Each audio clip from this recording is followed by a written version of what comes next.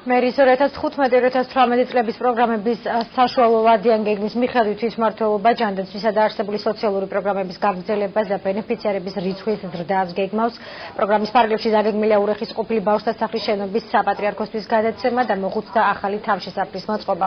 ასევე იზრდება მკვეთრად შეზღუდული შესაძლებლობის მქონე პირთა დახმარების პროგრამაც დაგეგმილია მრავალშვილიანი ოჯახების ფულადი დახმარების პროგრამის ბიუჯეტის ზრდა და უდედმამოდ დარჩენილი ბავშვების ერთჯერადი ფულადი დახმარების პროგრამაც.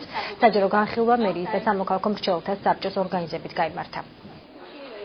გავაფართოვეთ არსებული პროგრამები, ანუ მედიკამენტებით დახმარების პროგრამა, აგვაქვს ასევე აუტიზმით დაავადებულთა ბავშვებისთვის გარკვეული პროექტებისა და თანადაფინანსების პროგრამები. ძირითადად გათვალისწინებულია ჯანდაცვის კუთხით იმ ღონისძიებების თანადაფინანსება და დაფინანსება, რომელთა დაფინანსება ხდება არც სახელმწიფო პროგრამებით, არც სადაზღვევოების მიერ.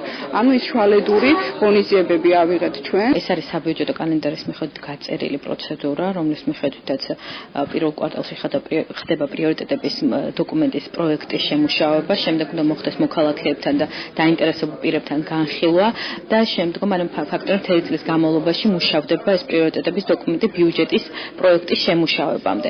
სამოქალაქო მრჩეველთა საბჭო თვითმმართველი ქალაქ ბათუმის მერია ფიქრობს, რომ სანამ ეს პრიორიტეტების დოკუმენტი ბოლო სახეს მიიღებს და წარედგინება ცენტრალურ თუ ავტონომიური რესპუბლიკის მთავრობას, მანამდე აქტიურად მოხდეს მოქალაქეებთან განხილვა.